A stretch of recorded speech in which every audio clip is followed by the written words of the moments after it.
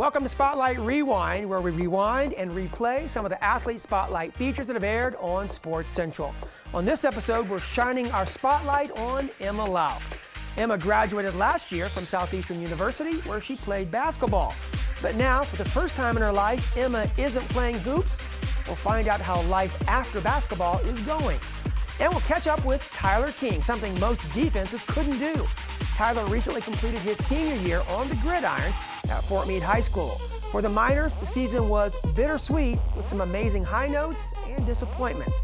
Tyler's head coach will be here to share his thoughts on Tyler's career at Fort Meade. So join us as we rewind and replay and update you on where these athletes are now.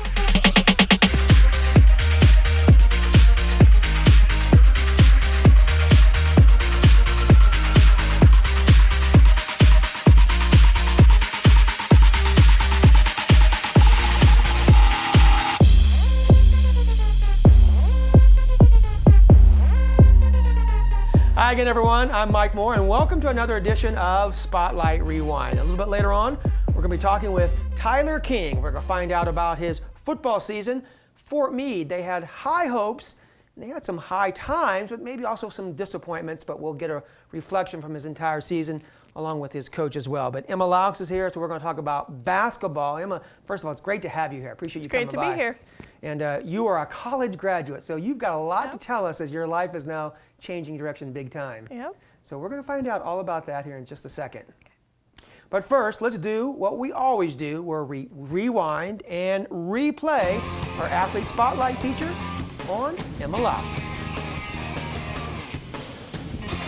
And the home team from Wakeland, Florida, USA, your Southeastern University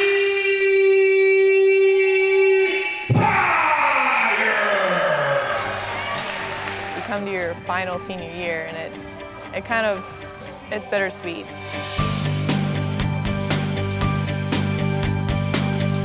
One of my teammates, actually, Hannah Demarest, I've played with her since like 7th grade, and we always thought, oh, that'd be cool to play college together, but we never thought it'd actually happen. So now it's both of our senior years. I'm probably hardest on Emma. One, she's a senior.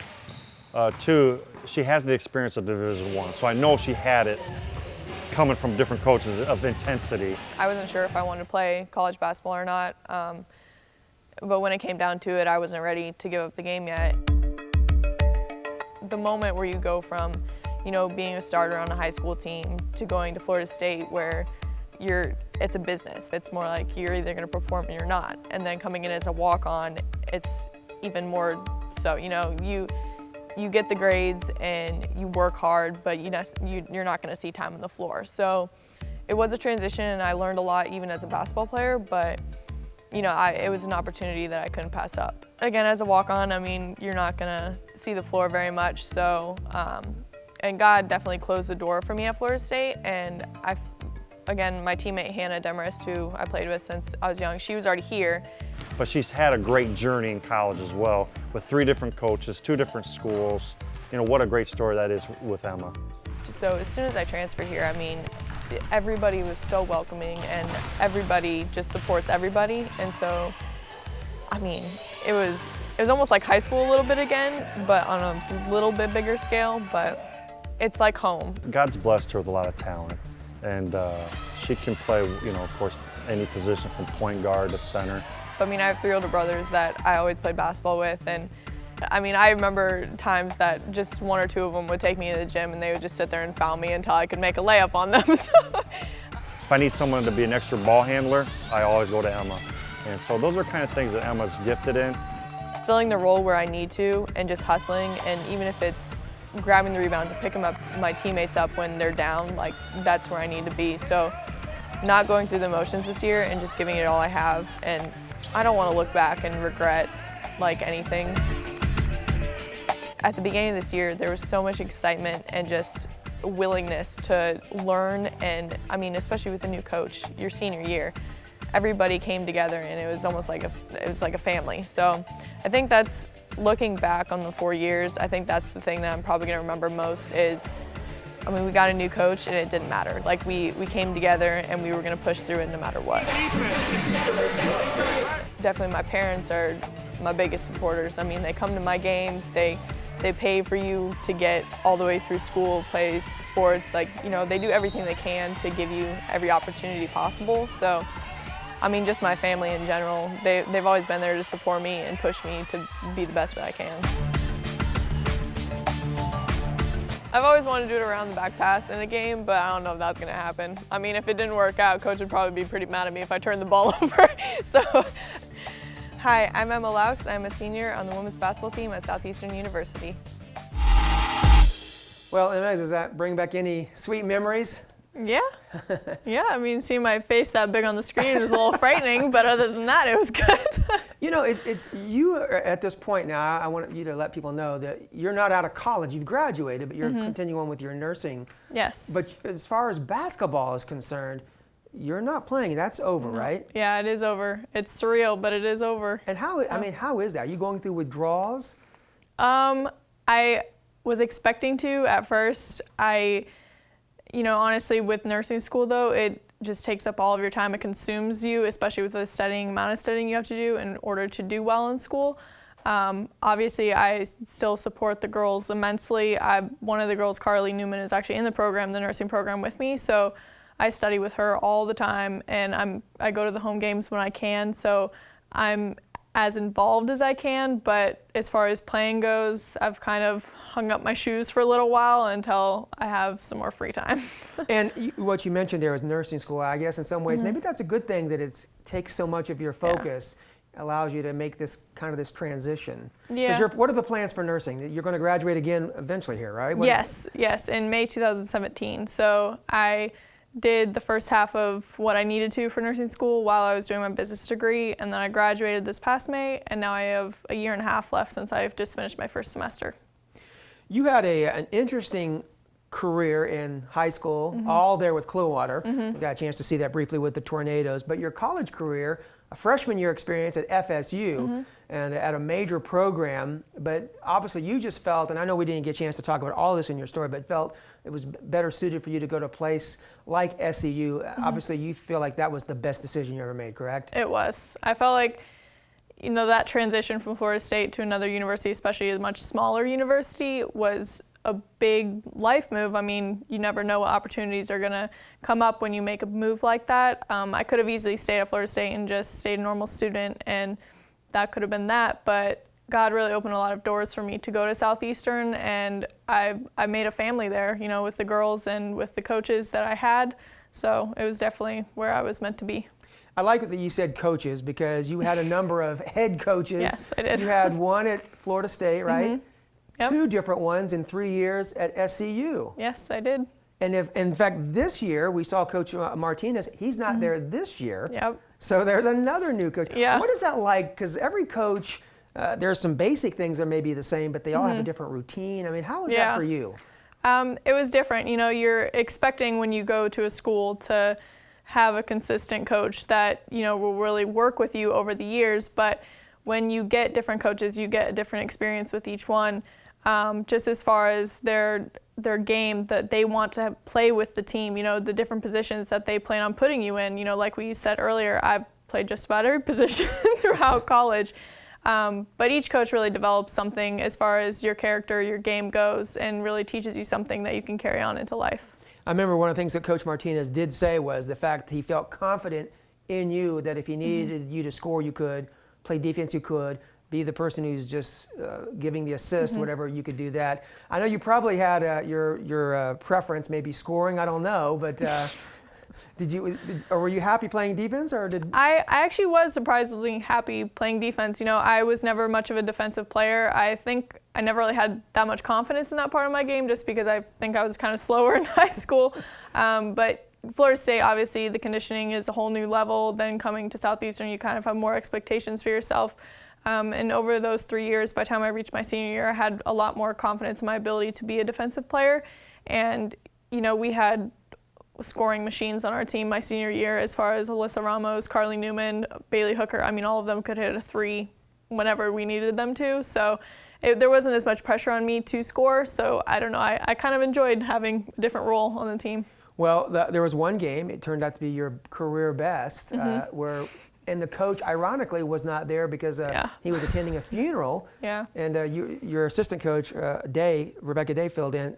How many points did you score that game? 29. 29. Mm-hmm. And you were telling me earlier that your mother was a little disappointed, right? You didn't hit the big 3-0. She was obviously very happy for me, but when all of us found out I had 29 instead of 30, it was kind of that kind of moment, but it was good. Well, that kind of goes a lot to your team mentality that, you're not worried about the numbers. Mm-hmm. I know a lot of players that they know how many points they have. Yeah. I've seen them check at halftime real quickly, making sure that, that what they had in their head and what took place, and that certainly doesn't seem to be you. What do you think is the biggest thing you're going to miss about not playing basketball? I would definitely say the family aspect. It's funny, each team has a different dynamic in it with the girls that play and the attitudes that are involved in it, but even at Southeastern, we became so close our senior year, and we worked it was a team. It was just, we were up and down the floor. There was no selfishness. We gave up the ball when we needed to, and I think that's probably the thing I'll miss most. When you're in school, you have your study groups of girls, but when you're on a basketball team with other girls that you have to rely on a daily basis, whether it's in practice, whether it's during games, or just in a life moment where you're like, I need someone there, you have those people at all times. So I think that might be the thing I miss most. Obviously, the game of basketball was a joy, and it was a big part of my life, but I think the people that are involved say a lot more to that pass than the game itself. I'm not holding you to this, obviously, but do you think someday you'll get back in the game, maybe as coaching or something like that? Or? Maybe. We'll see. I gotta make my way through nursing school first. I would like that to be my focus, obviously, but I can't say it won't be. Maybe a door will open eventually, and especially if I have kids, I would like them to at least try to play basketball at some point. Well, it's funny. You come from a basketball family. You've got the three brothers. We got a chance to see them in that one story, so the three brothers, I guess, when you're playing basketball, they didn't.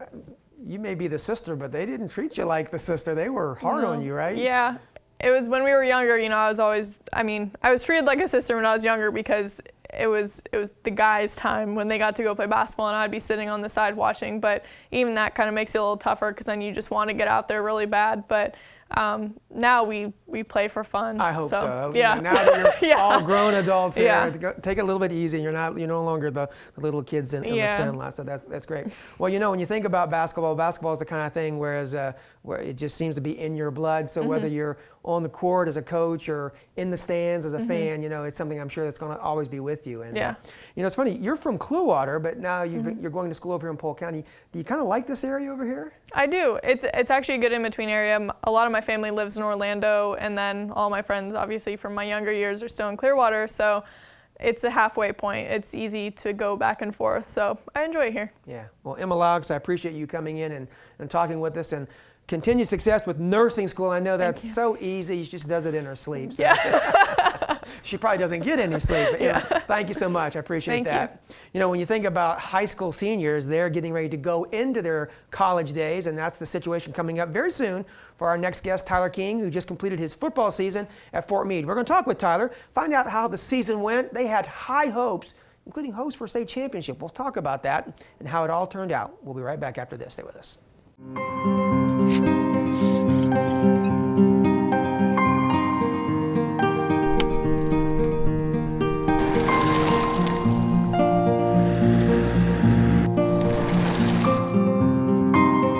That's my dad.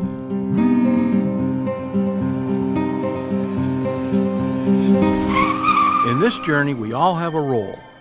Every life counts on you knowing yours.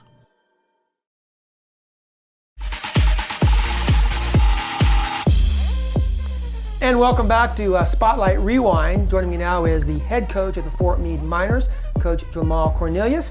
We're going to talk about Coach Cornelius' experiences there at Fort Meade. He was a player there as well as the coach now. And we're also going to find out about Tyler, who was their lead running back this year. Had an amazing season. They had a great season as well. We're going to find out about all of that in just a few seconds. But first, let's do what we always do. Let's rewind and let's replay our Athlete Spotlight feature on Tyler King.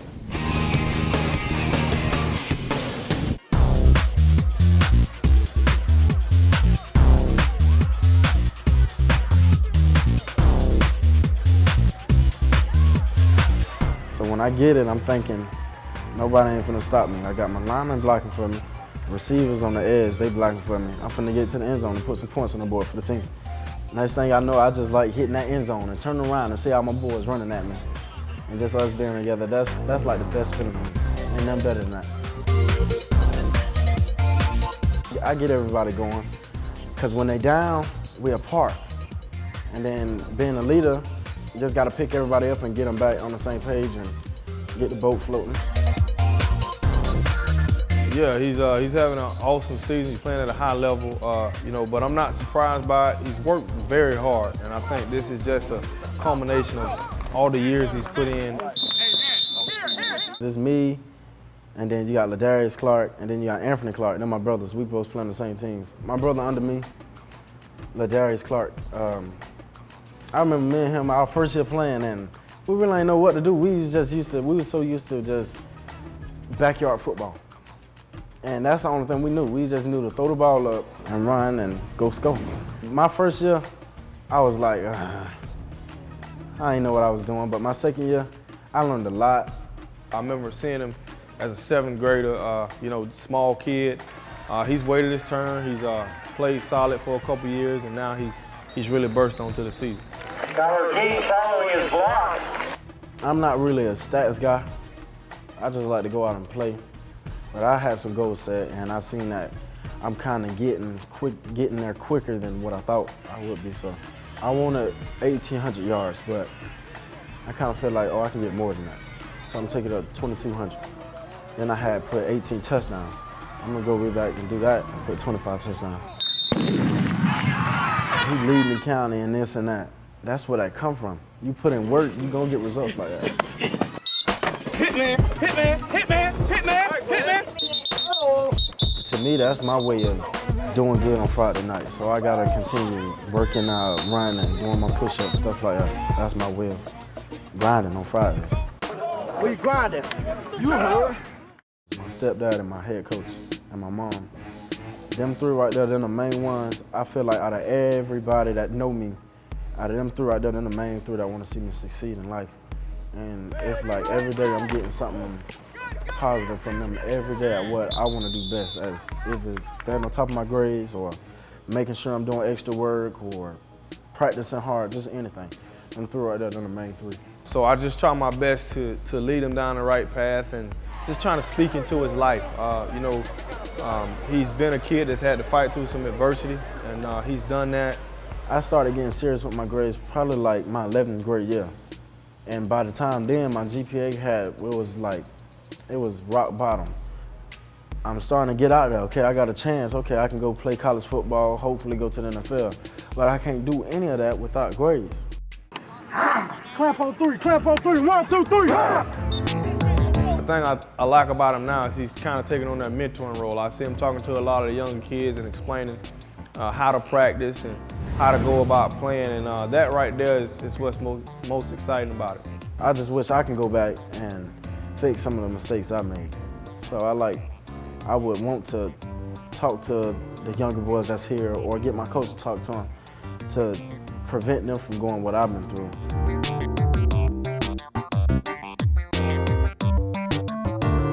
My name is Tyler King, Fort Meade, running back number 3. Go Miners. And of course, I was just saying there, Coach, if you could have had 3 Tylers, that might have that would have been awesome. It'd have been awesome. Yes, sir. Coach Jamal Cornelius, he was a player at Fort Meade about 15 years ago, 12, something like that. You graduated when? I graduated in 2002. 2002, okay, about 13 years ago. Yes, now the head coach, been there for about 6, 7 years? I just finished 7th season. 7th season. Yes. I want to ask you about that 7th season because Tyler King was a big part of your season. You guys came in with some pretty high expectations, certainly ranked number 1 in the state in Class 1A. And I think the fact that you got dropped down with the new classifications from 3A to 1A, did that kind of also build on some of this? This is a good opportunity for us to have a state championship run. Oh, yeah, definitely. We had a lot of guys come back from the previous year, and like you said, dropping down to 1A. I think it just kind of built up the anticipation and the expectation heading into the season. We had a good nucleus of guys that had been around the program for quite a bit, so heading into the season, we had a lot of high hopes. Obviously, your main offensive weapon was Tyler King. number 3. There really weren't 3 of them, just that we just did that in the video. But he really got off to a great start. I mean, the team got off to a great start, but he was leading the way, wasn't he? Oh yeah, he had a great start to the season.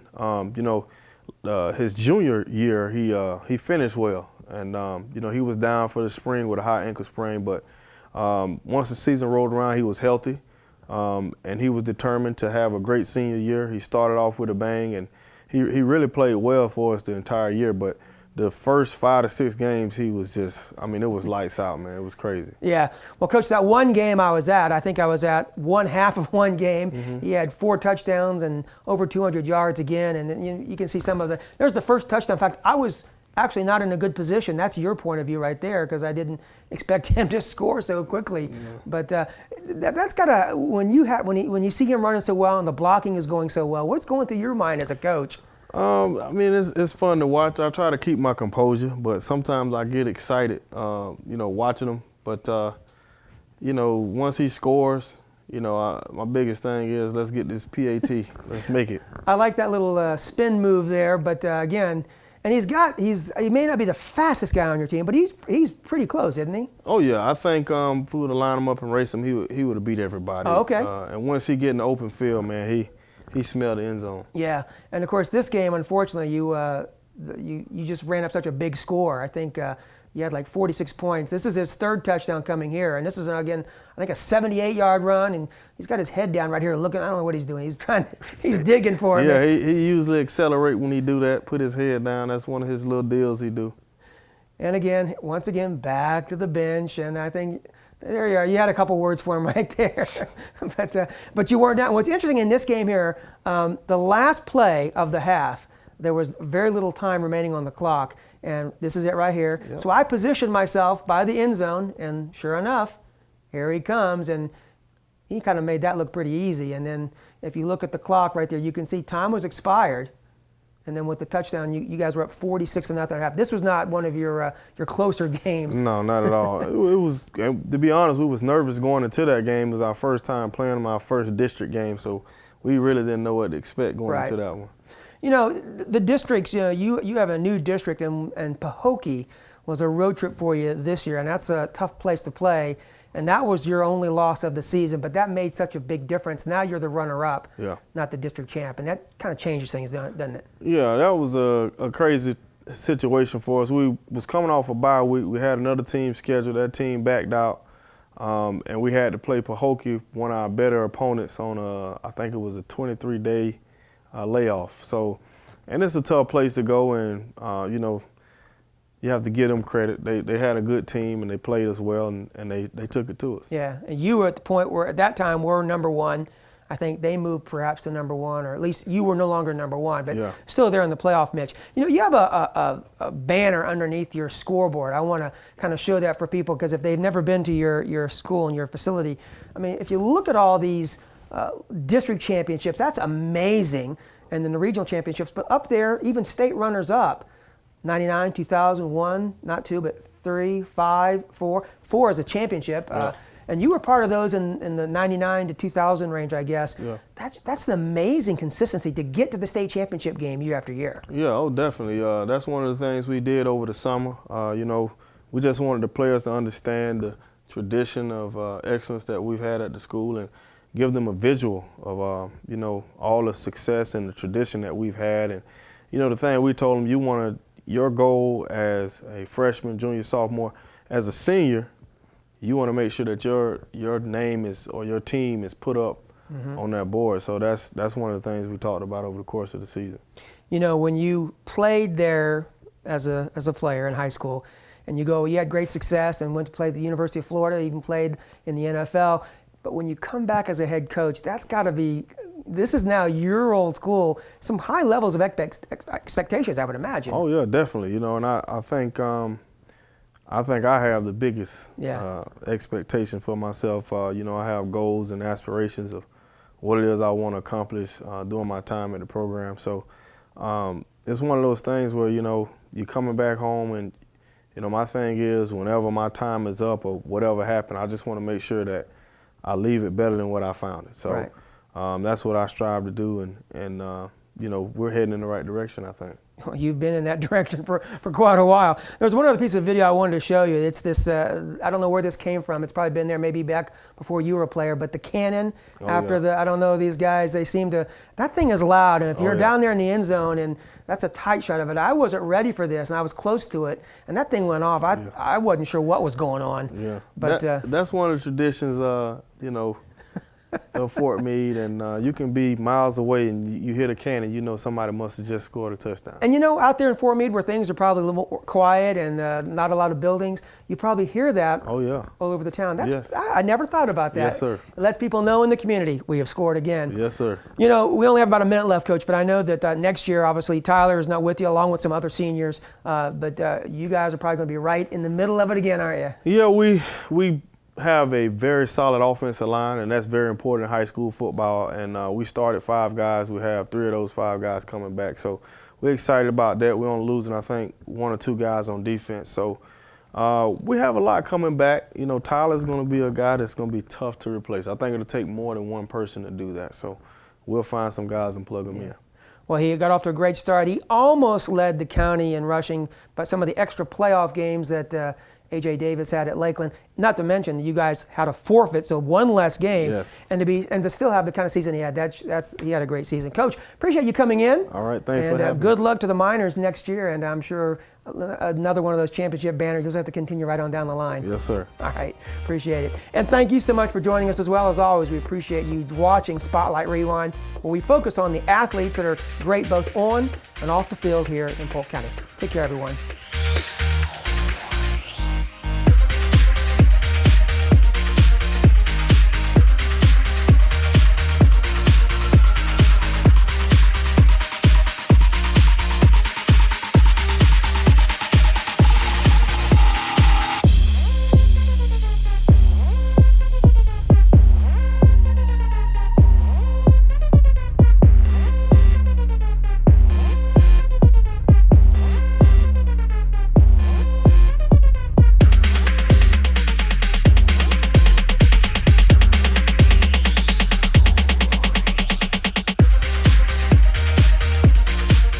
Bullies, they really feed off of the energy that they get. You know, if they hear people laugh at one joke they make, they're going to keep making them to get the laughs.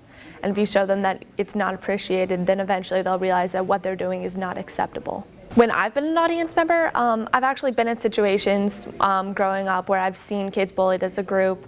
I've been part of the crowd, and I have been in situations where it's just been easier to laugh at the kid who's being bullied, and you feel bad, but you never see anyone else reaching out for them, and you know that you could be that person. But there's just this instinct to conform to the crowd and to just keep laughing and to tell yourself that the kid's okay, even though you know that it's not, and this is gonna have a real negative effect on this child.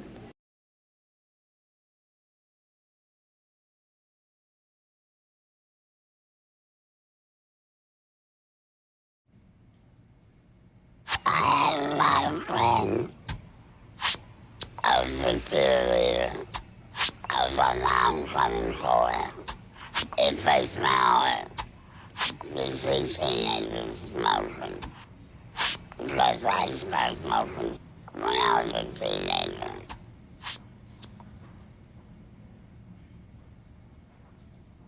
You can quit. For free help, visit cdc.gov/tips.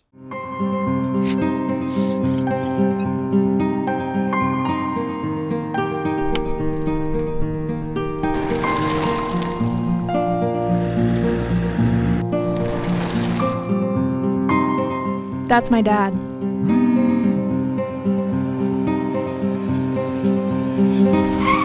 In this journey, we all have a role. Every life counts on you knowing yours.